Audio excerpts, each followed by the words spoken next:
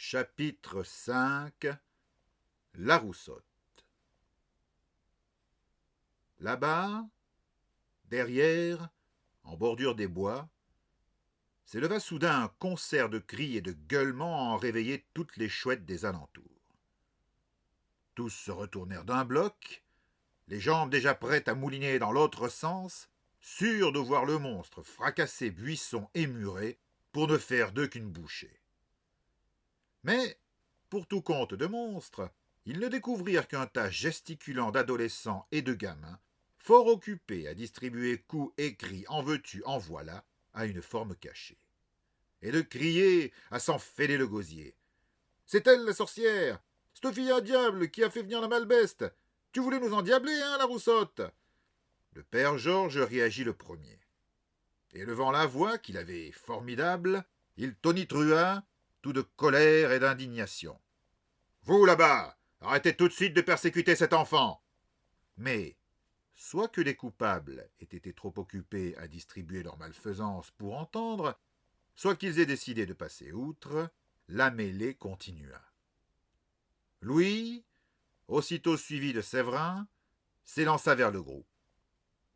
Il ne savait pas qui, au juste, avait droit aux attentions de ces brutes. Mais il avait reconnu certains de ces déchaînés. Le meneur de la bande, en particulier, Firmin, le fils du savetier, il ne pouvait pas le sentir. Ce Firmin-là, on l'appelait la pustule, tant il collectionnait les éruptions cutanées les plus extravagantes. Comme si ça ne suffisait pas, et pour accorder l'intérieur à l'extérieur, ce détestable lascar semblait avoir hérité d'une fouine son tempérament vicieux et retors. C'était bien simple, on l'aurait trouvé en train de croquer des poules, qu'on ne se serait pas étonné outre mesure. Louis arriva là-dedans comme une avalanche sur un bosquet de jeunes sapins, en renversa quelques-uns dans son élan, et, ni une ni deux, se jeta sur Firmin. Le gaillard lui prenait une tête et 2 années, mais rien n'y fit, quand Louis le calme, le placide, lâchait le feu de sa colère, mieux valait ne pas se trouver sur son chemin. Firmin en fit l'expérience, qui tomba à la renverse et s'étala dans l'herbe. Mais le bougre avait de la pratique en matière de bagarre, et pas les mains dans ses poches. Se tortillant tel diable en bénitier, il réussit à se dégager les bras et abattit son poing sur la joue de Louis. S'il avait espéré le sonner pour le compte, Firmin en fut pour ses frais. La douleur, bien loin de calmer Louis, enfourna une nouvelle brassée de bûche dans le brasier de sa colère. Était-ce toutes ces années de brimade et de frustration? La peur et la tension accumulée de la nuit dernière? Peut-être un peu de tout cela. Le coup de Firmin, finalement, n'y était pas pour grand-chose. Mais comme une simple goutte peut faire déborder une cruche déjà pleine, ce fut suffisant. La barrière de calme et de retenue que Louis affichait en tout se fissura. Là-dessous, tel un fauve attendant l'heure où les barreaux de sa cage s'émousseraient, quelque chose remua. Spectateur de sa propre colère, Louis entendit soudain un grognement bas et menaçant s'échapper d'entre ses lèvres retroussées. Un grognement comme il n'aurait jamais cru sa gorge capable d'en pousser. La terreur se glissa dans les yeux mauvais et fuyants de la pustule. Alors, Louis reçut dans le dos un choc si terrible qu'il crut un instant avoir été chargé par un taureau enragé. Soulevé de terre, emporté, il bascula, jambes et bras mêlés avec ceux de son nouvel assaillant. Mais tant était grande sa colère, et ce qui ruait en lui, tout à fait éveillé à présent, qu'il se remit immédiatement sur ses pieds. Comment s'y prit-il? Il n'en savait rien. Ses bras agissaient soudain plus vite qu'il ne pouvait penser. Il n'avait pas à réfléchir. Son corps trouvait tout seul les meilleurs mouvements, les meilleurs réflexes. Un autre le dirigeait. Un autre Louis. Plus rapide, plus fort, plus sauvage. Celui qui l'avait chargé, plus lent, plus gros aussi, se remit debout à son tour. Louis le reconnut. C'était cette brute de Gontran, bien sûr. Qui d'autre? Celui-là, c'était l'inséparable de la pustule. Ah, ils étaient bien accordés tous les deux, se valant en laideur autant qu'en méchanceté. Seulement, si Firmin avait assez de tête pour vous touiller des marmites entières de mauvais coups, Gontran, lui, avait du muscle et de la masse pour les réaliser. Et Gontran, même un ours y aurait regardé à 2 fois avant de s'y frotter. Il souriait d'avance de toutes ses dents gâtées de demi-nigaud, de la rouste qu'il pensait lui distribuer. Et il fallait bien avouer qu'aller voir tous les deux face à face, l'un rendant bien 2 têtes et 50 kilos à l'autre, on n'aurait pas donné cher de lui. On se trompait. Alors que le colosse se jetait sur lui, ce dernier, sans une once de peur, sans une hésitation, l'attrapa par le col d'une main et le souleva de 30 bons centimètres. Pendant plusieurs secondes, et sans paraître peiné, il tint la masse énorme et gesticulante de Gontran à bout de bras comme simple volaille. Louis vit d'abord un étonnement stupide de se peindre sur les traits gras et bovins de Gontran, et cela lui donna envie de rire, mais pas très longtemps.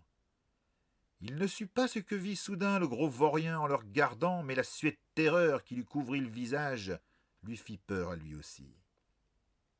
Pour ne plus voir ce regard halluciné que l'autre fixait sur lui, il écarta d'un geste ce sac de larmes mal intentionné et le projeta à plus de 8 mètres de là, dans la rivière. Il y eut un plouf formidable, comme si on avait balancé à l'eau un bœuf entier. Alors seulement, pris de vertige, Louis se laissa tomber à terre. Il y demeura quelques secondes, le regard fixe et vide. Ce furent les cris de Séverin qui, se frayant un chemin dans ses oreilles engourdies, le ramenèrent à un semblant de raison. « Louis, Louis !»« Et vas-y que je te secoue par les épaules. Louis, ça va ?» Il répondit d'une voix étonnamment calme. « Ça va, Séverin, ça va. » À l'entendre, on aurait pu en douter. Il leva les yeux pour découvrir la figure de son frère juste au-dessus de lui. Il n'avait visiblement pas perdu son temps non plus, Séverin. Des cocards, il en arborait de toutes les formes et les couleurs. Quant à sa tignasse, elle quillait raide dans tous les sens, comme les poils d'un chat en colère. « Tu l'as balancé dans la rivière, le Gontran. Comment t'as pu faire ça ?» Louis aurait été bien en mal de lui répondre, et y repenser là ne lui souriait vraiment pas. À vrai dire, il avait peur. Peur de ce qu'il avait fait. Il ne comprenait pas. Et comme pour l'enfoncer un peu plus, la voix de Gontran, qu'on sortait de la rivière, trempé à tordre et vert de trouille, résonna par tout le champ. « C'est un diable que je vous dis. Il m'a jeté. Et ses yeux, ils étaient jaunes. Je l'ai vu. » Il n'alla pas plus loin qu'un clac formidable s'éleva, le coupant net dans son élan. Des clacs comme ça, seul le père Georges savait en produire. Et c'était bien lui qui se tenait au-dessus de Gontran, soudain muet comme carpe et la joue écarlate. Gontran qu'il pointa d'un doigt accusateur. « Mais tais-toi donc, Gontran Bory, avant que le Seigneur ne se fatigue de t'entendre et ne te soude la langue au dentier pour t'apprendre à te taire. Tu as déjà fait assez de mal pour aujourd'hui. » Il se tourna vers Firmin qui, remis de sa frayeur, mais sentant le vent tourner à l'orage, s'éloignait sur la pointe des pieds. « Et toi, Firmin Brègue, crois-tu que je sois déjà bigleux? Je te vois !» Le fuyard, comme un rat surpris, s'immobilisa et fit le dos rond, attendant la bourrasque. « Tu as bien un diable dans la paillasse et un autre qui veut y entrer, bougre de sournois que tu es.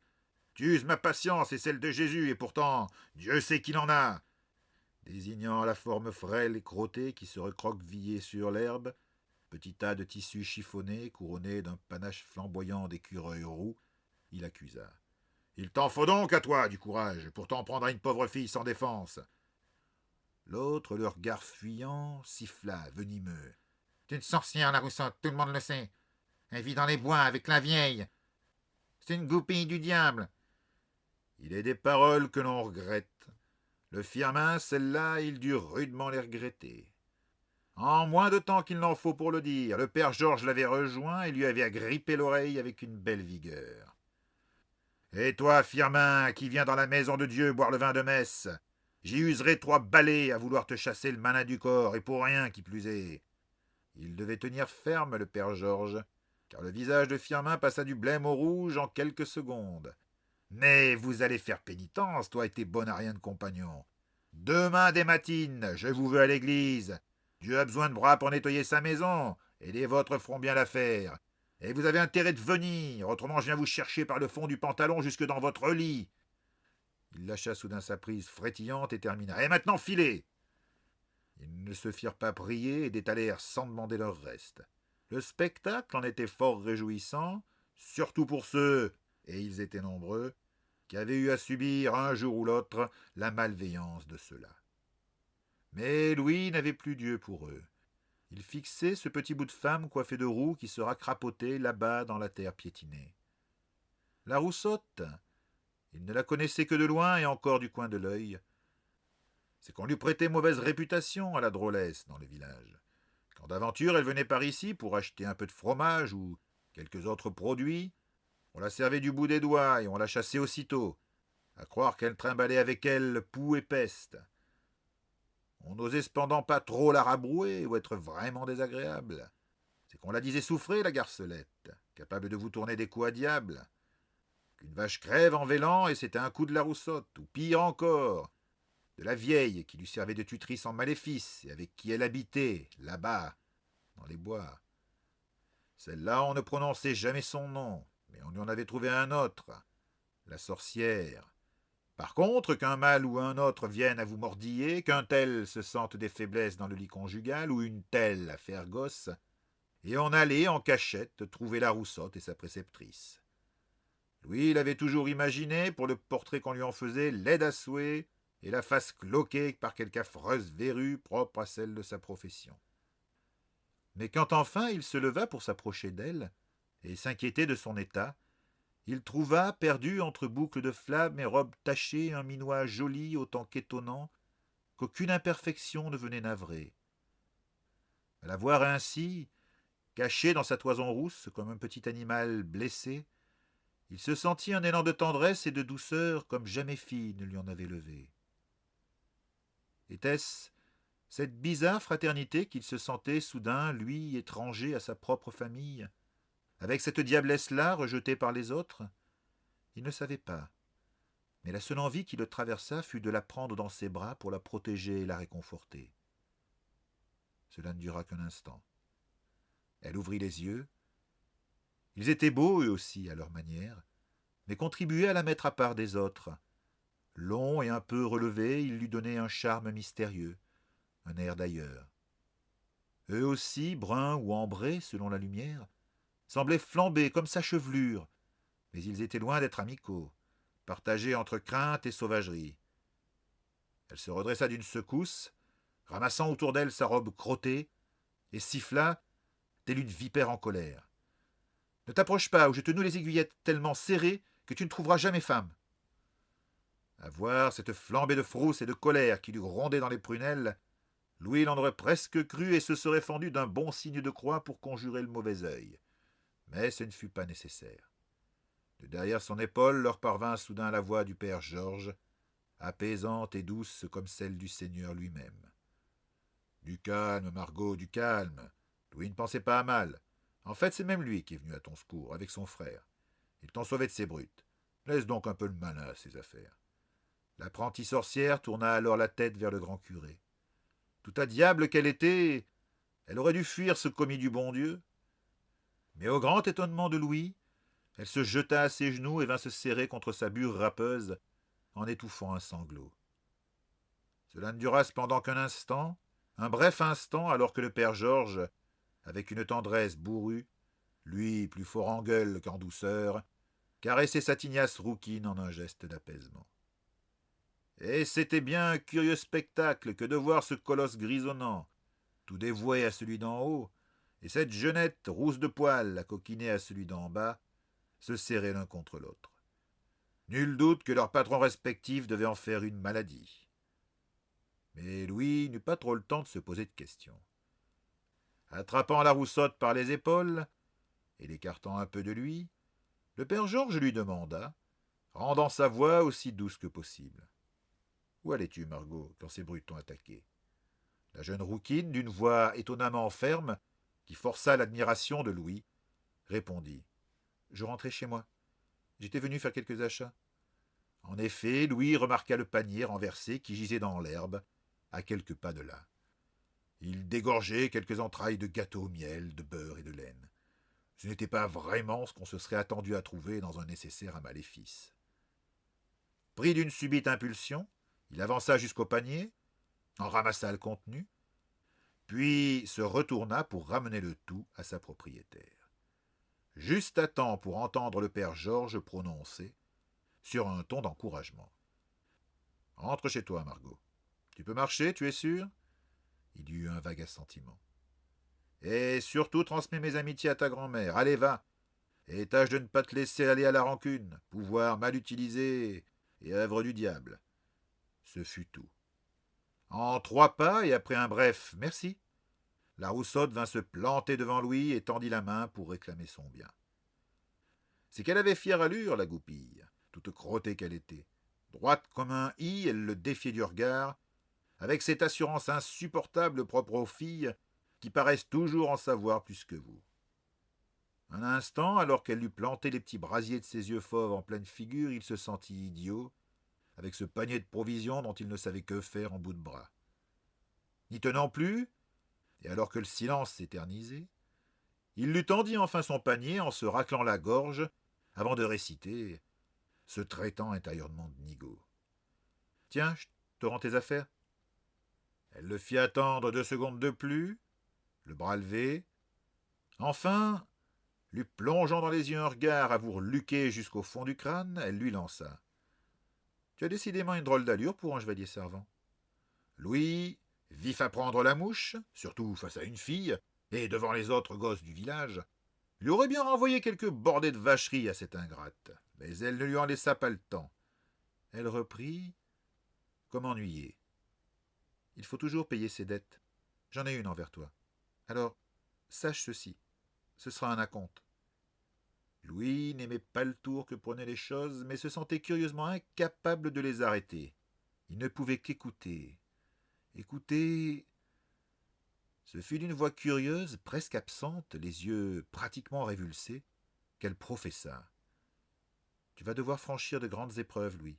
Tu feras un long et dangereux voyage. Tu vas souffrir et rire tour à tour, découvrir des choses extraordinaires et effroyables. » Elle se tut un instant, puis ajouta, comme si ses lèvres ne lui appartenaient plus. « Et tout cela, bien ou mal, je le vivrai avec toi. » Elle eut alors un long frisson et le fixa à nouveau comme au sortir d'un songe. Elle semblait tout aussi surprise que lui de ce qui venait de se produire, et guère plus rassurée. Il lui aurait bien demandé quelques explications, mais déjà, elle s'était détournée et mise à courir vers l'orée des bois. Elle y parvint, écureuil à longues jambes et au panache bouclé. Louis, qui la suivait des yeux, presque malgré lui, sentit un court mais vif pincement au cœur de la voir ainsi disparaître. Alors, répondant à sa secrète prière, elle s'arrêta, à un pas des premiers buissons, et se retourna. Ne trouvant rien de mieux à dire, il lui cria pour la retenir un instant de plus. « Fais attention dans les bois, la Roussotte. La Malbeste est dans la vallée. » Peine perdue. Déjà elle riait, renarde, tout en poils roux et en dents blanches. « Je m'appelle pas Roussotte, et la Malbeste, je la crains pas. Moi je m'appelle Margot, je suis une sorcière, et toi, pas ce que tu crois. » Et tiens que je virevolte, pieds légers et jambes lestes, et disparaissent dans le sous-bois, gobé par la futaie. Ne demeura de sa présence qu'un frisson de branchage, à croire qu'elle ne s'était jamais trouvée là. Louis, qui ne quittait pas des yeux l'endroit où elle venait de s'évanouir, l'âme en mélancolie, lui qui s'était un moment senti compris, reçut sur son épaule la main lourde mais rassurante du père Georges. Ah, Seigneur, quel curieux enfant! Tiré du songe roux dans lequel il se prélassait, Louis, profitant de la proximité du curé et l'espérant en veine de confidence, demanda. « Mon père, c'est vrai qu'elle est sorcière, la Roussotte ?» À son grand étonnement, ce fut d'abord un bon rire qui lui parvint, puis la voix raisonnable du père Georges qui vous pourfendait les superstitions comme personne. « Voyons, Louis, dis-moi, tu la crois à diable, toi, Margot ?» Louis, qui ne savait que répondre, esquiva. « Non, mais au village, Oh, je ne doute pas que parmi mes bons paroissiens, il y en aurait bien quelques-uns pour les trousser comme volailles, elle et sa grand-mère, et me les mettre à rôtir sur un bûcher. Mais tu sais, Louis, le malin, il n'est jamais où on pense le trouver. Louis, ravi par ces paroles, tenta encore. Mais on dit qu'elles ont des pouvoirs, elle et sa grand-mère, des pouvoirs pas naturels. Et alors? Jésus en avait aussi des pouvoirs, et que je sache. C'était bien le bon Dieu qui lui avait donné. Il marqua une pause et expliqua lentement. Certaines personnes en ont, d'autres pas. Mais ce qui fait œuvre de Dieu ou du diable, c'est la manière dont on s'en sert. C'était étrange, mais il lui semblait à Louis que les paroles du père Georges, comme un coffre à double fond, recelaient un sens qu'il ne parvenait pas à déchiffrer. Il n'eut pas le temps d'y réfléchir plus avant. Séverin, avec cet art consommé qu'il avait de venir le titiller là où ça le démangeait, lui lança la malice dans l'œil. En tout cas, la roussotte, elle est bien un peu sorcière, parce que toute crottée qu'elle était, elle t'a bien envoûtée. Il avait touché juste, Séverin. Et Louis, blessé dans son orgueil de jeune mâle susceptible, pivota vers son frère pour lui pousser à coups de gueule et de langue sa façon de penser. Et la Roseline, elle est sorcière aussi, peut-être? Ce fut le père Georges qui coupa court à leur dispute de coquelet. Ah, mes garçons, toutes les filles sont un peu sorcières, vous comprendrez ça un jour ou l'autre. Il allait les abandonner sur cette dernière réflexion bien surprenante, quand un fait nouveau, dans cette journée décidément riche en rebondissements, retint son attention.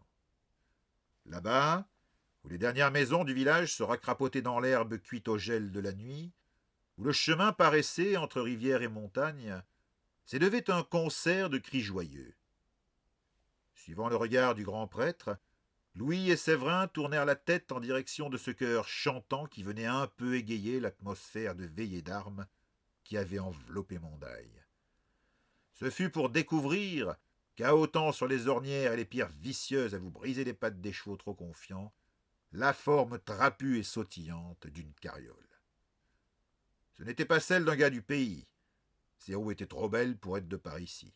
Quant au cheval qui l'attirait, haut et large de poitrail et d'encolure, blanc de poil, il avait l'allure trop noble pour être de la vallée.